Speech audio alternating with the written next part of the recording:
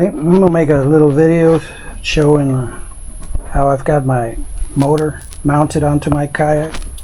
Had some requests to do a close-up of them. And here is the first part of the two-part system I've got set up. These 4 holes here are already on the kayak. They come with the nuts already attached from the inside, so you could use for mounting anchors or something, you know, the electric anchor, or like me, I put in a trolling motor on it. So anyway, that's the way it is. It's all made from about an 1/8 inch aluminum metal, and here I created these slots so I could use it to attach the other part of the setup. And I did that by putting in about a 1/2 inch wide strip of the same metal all the way along, and then about 1 inch wide piece on the top of that one, so it would create this gap here so I could mount the other part of the mount. Just bolted it down from the metal up, also with countersunk screws, stainless steel screws coming up, so it'll be flat. Same on this side, and got the same setup here. 1/2 inch strip just to raise it up the thickness of the metal, wider piece on the top, and create this slot, as you'll see how it works with the other section of the mounting. This one is the one that holds the motor. It's just the same kind of metal, 1/8 inch aluminum, and see the 4 holes there? That holds on this block I made off the same type of aluminum. And that PVC pipe, you'll see in a little bit of what it's for. I just put it on there. It's a 3/4 inch, just what a gap it has up here on the back side. So just screwed it on with 2 screws up there to hold it.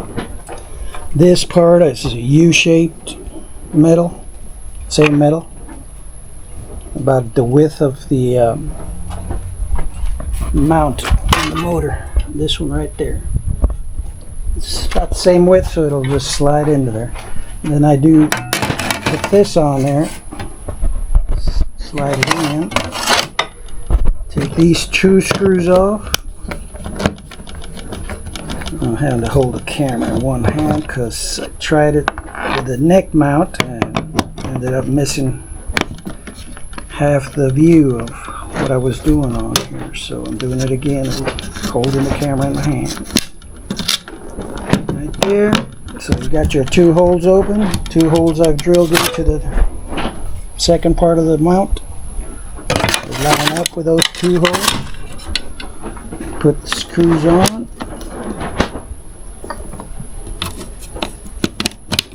Tighten them down, and they're countersunk as well, so they'll sink down low where it'll allow this.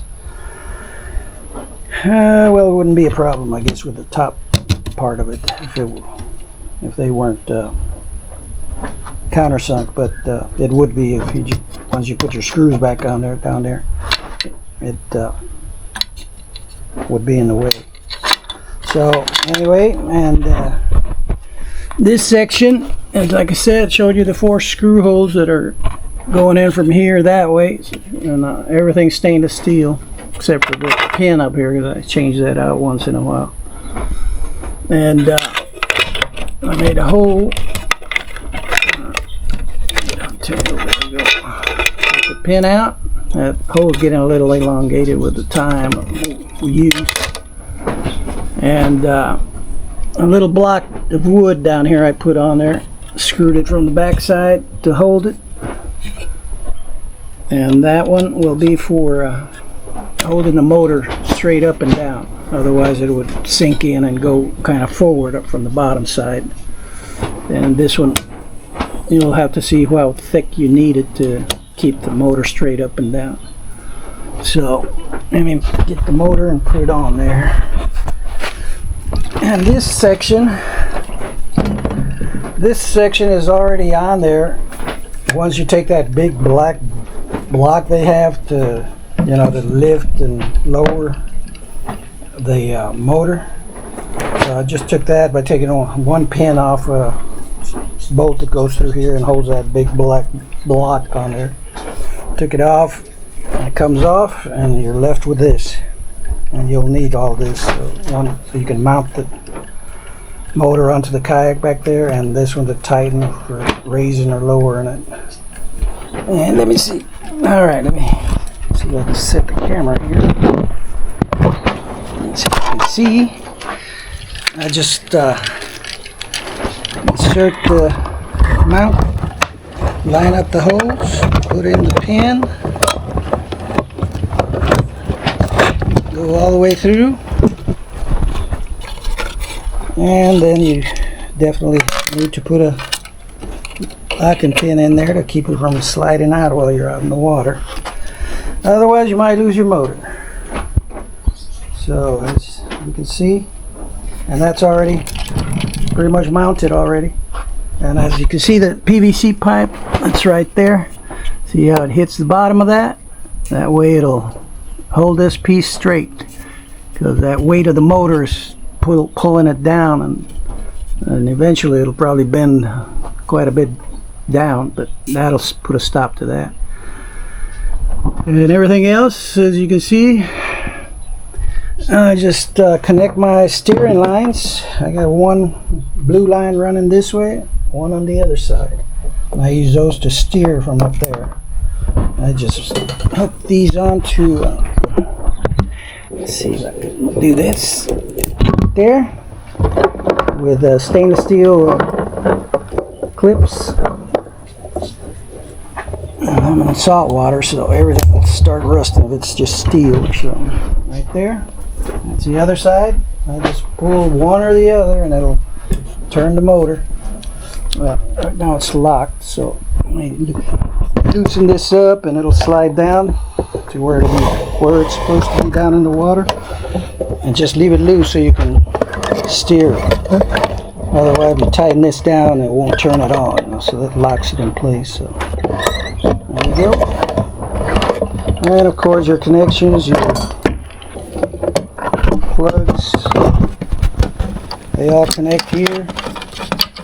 I made them quick disconnects so I could take the motor off every time I'm done. I can just take it off, put it away, and I leave it on the kayak all the times.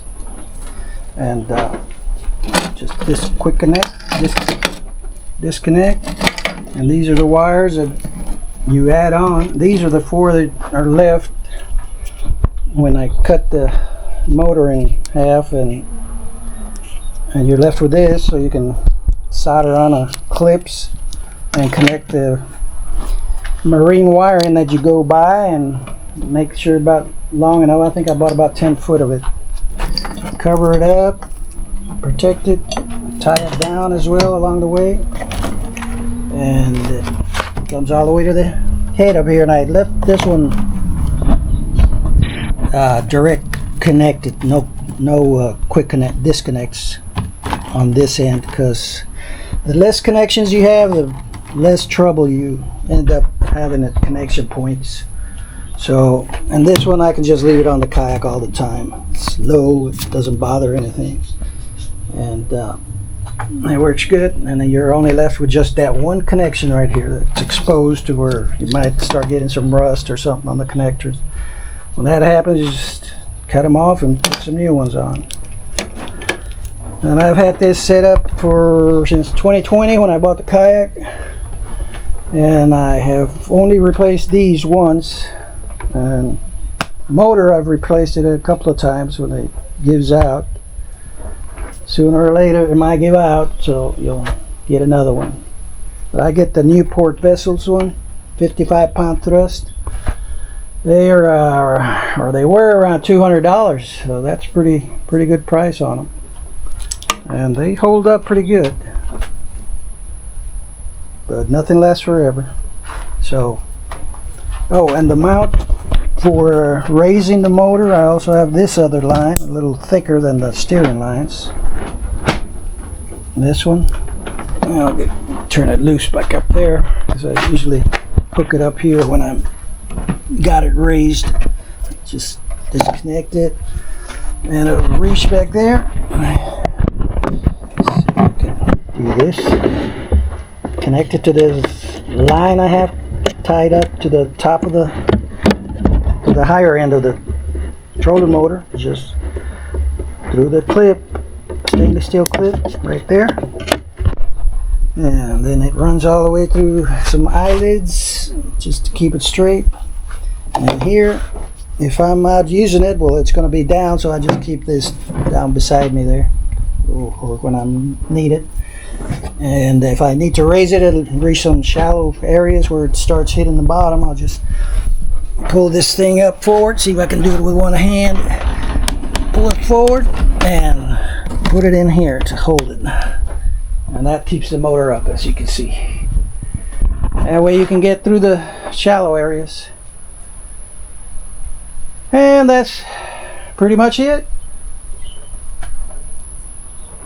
I put in about 15 years working in aircraft work, manufacturing and fabrication and manufacturing.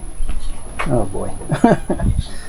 Fabrication and assembly of aircrafts, and got this idea from working on sheet metal and stuff. And it's real light and it's really strong though. It's lasted 5 years now, so it'll do the job. So there you have it. I hope it helps and helps answer some questions you all had. And thanks for stopping by and watching, and hope it helps.